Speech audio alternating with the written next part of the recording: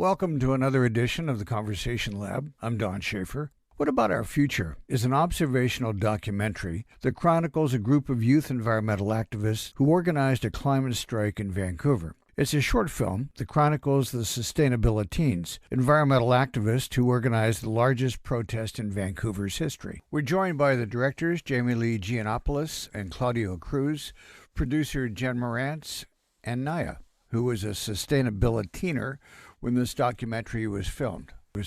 Thank you for taking the time to join us.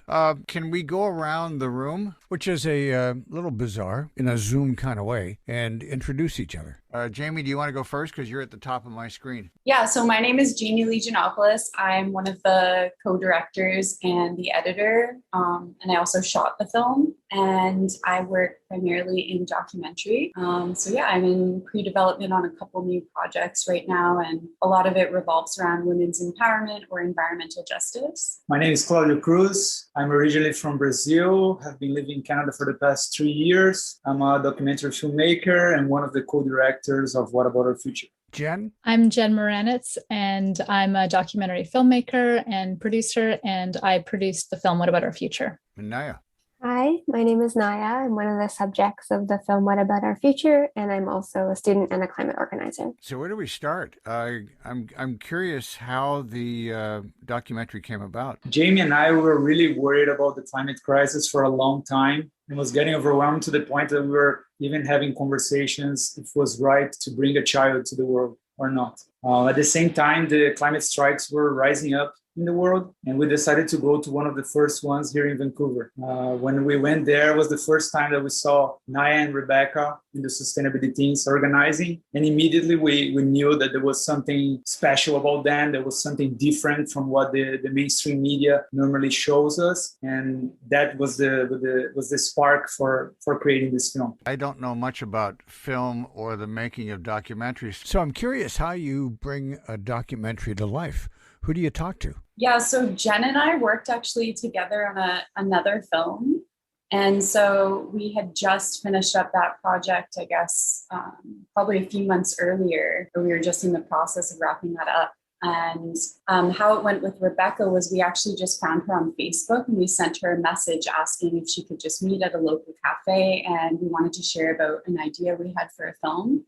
So we met with her and another one of her friends and told them about the idea, and they were interested. And so then we set up a meeting with Rebecca's parents just to make sure we had consent to actually bring cameras out at some point. And yeah, then I think it was Jen and I at a cafe together, and I told her a little bit about the project, and yeah, she was interested in being part of it. So we then formed our team. So Jen, do you pull all the parts together? Do you find the funding and the people to make stuff happen? Typically, that is a role that producers will take on. I think in this case, it was a little bit more collaborative. Jaime, Claudio, and I really worked as like a triage in a lot of ways. We wrote grants together and approached funding bodies together. But I did do a lot of the logistics and maybe the more tedious tasks behind the scenes to make sure that things kept on track and things kept on budget and on point and on timelines so that we could finish the film on time. Is that the toughest part of independent documentary filmmaking? Yeah, I mean, I would say from my experience, every film is different and every film is going to have its own needs.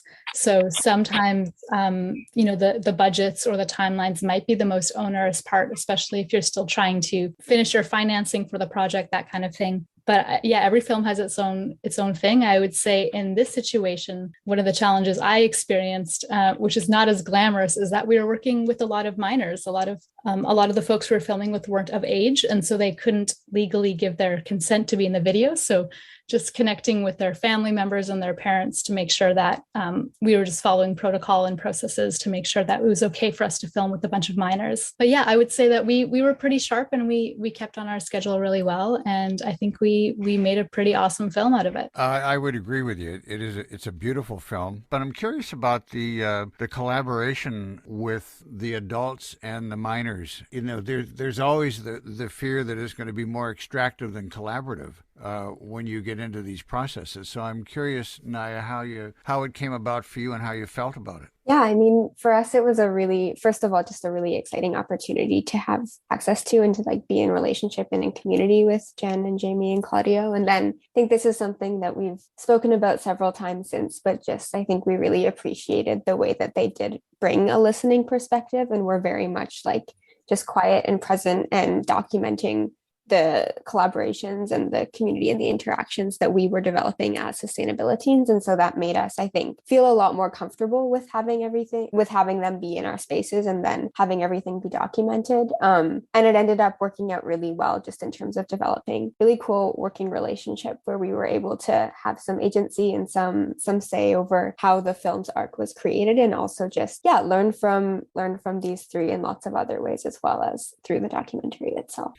Do you feel that you've been heard in as many different ways as possible in the production of the documentary? Yeah, I mean, I think at the time it was really exciting to see a lot of that come together. And we actually watched the film for the first time during COVID. And so even just being able to witness like the massive gatherings of people in a time when we weren't able to be together in one place was crazy. And so I think in a lot of ways, the film feels very removed from anything, like any experiences that I'm having in today's context. But I do think, the film spoke really well to some of the conversations and the questions that we were asking at the time of its production. And it's a really cool moment in time to be able to capture and to rewatch now. I've watched the documentary a couple times now, and I wonder how it holds up in the backdrop of what's happening today. Is it dated now, or is the message still cut through all the noise that's out there right now and all the disruptions that are happening? Yeah, I mean, for those of us in the film, I think it is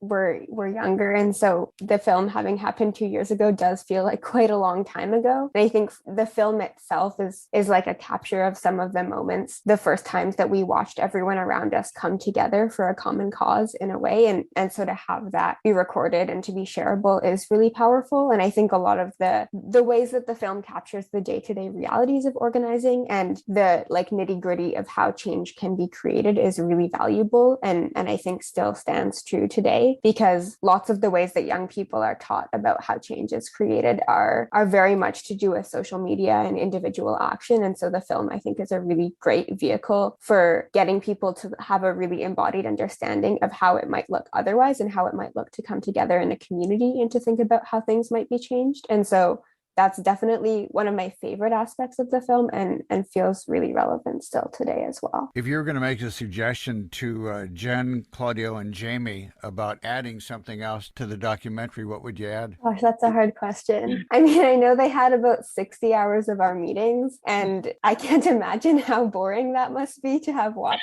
through. And I don't know that necessarily it would have added very much to the film. But I wonder at what point like there would be more of a contrast between a lot of the work that we just did every day that they ended up recording, but that isn't interesting for a film. How if the film was longer, it would have been interesting to consider what that could have looked like, but also for entertainment purposes, probably not super interesting either. I'll go back and ask the producers and directors.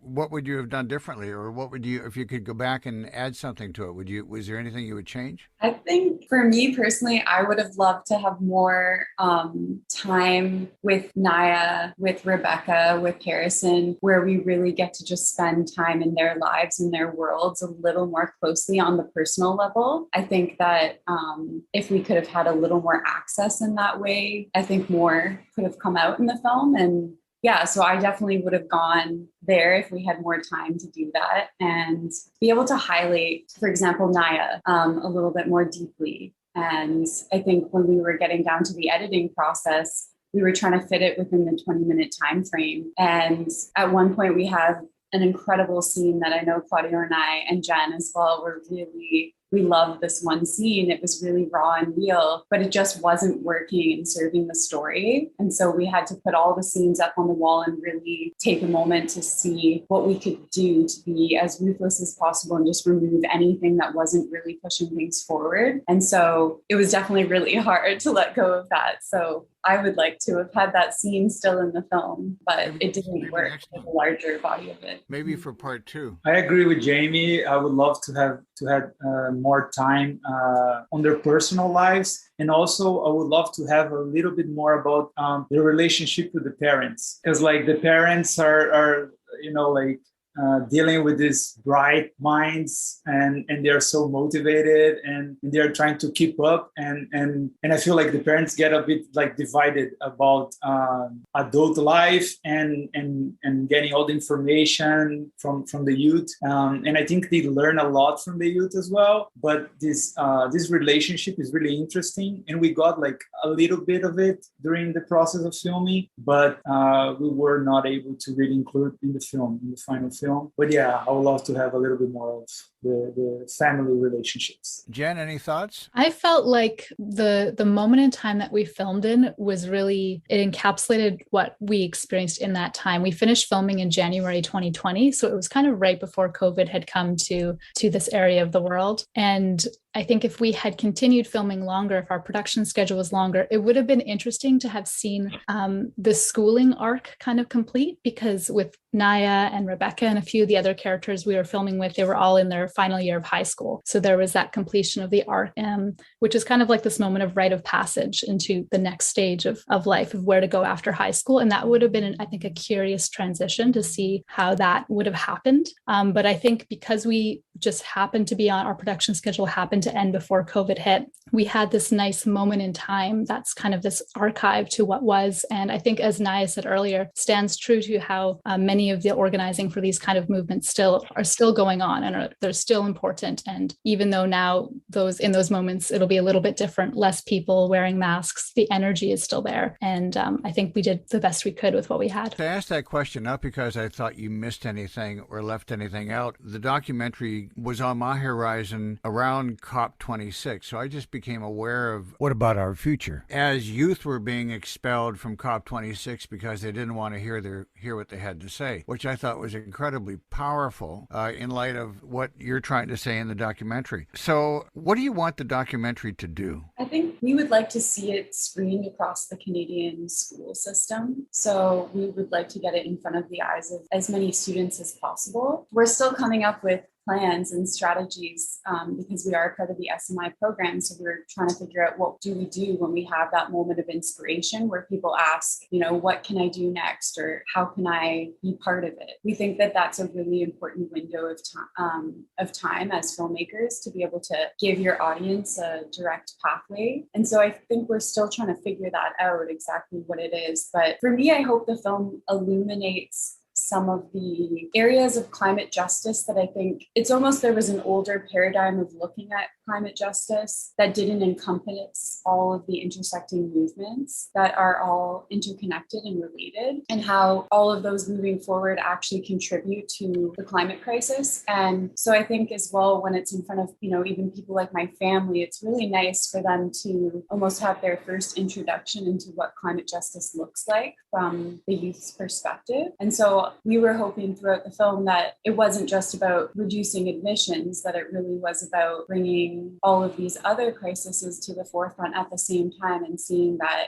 without Indigenous sovereignty being at the forefront of this, then, the climate justice movement can't move forward in the same way. And so just really highlighting those different areas of the movement for me is a really big part of it. And also calling out the incrementalism. I think that's been a big part of this film too, is to really show that, it's exciting to get a meeting with the Minister of the Climate, but really, is it that exciting? Because when the meeting actually happens, a lot of the action that follows doesn't really do much. And so that's an area where it feels that there's a lot of stuck potential because people are making promises and claiming the title of being climate leaders, but yet they're not actually taking the action that's needed. And so we really wanted the film to pierce through that sort of illusion. Yeah, I think it does. And I was going to ask you to unpack intersectionality, but you did a beautiful job for us. So thank you. It really is important to point out how all of these things are connected. Naia, I'm curious, where do we go from here?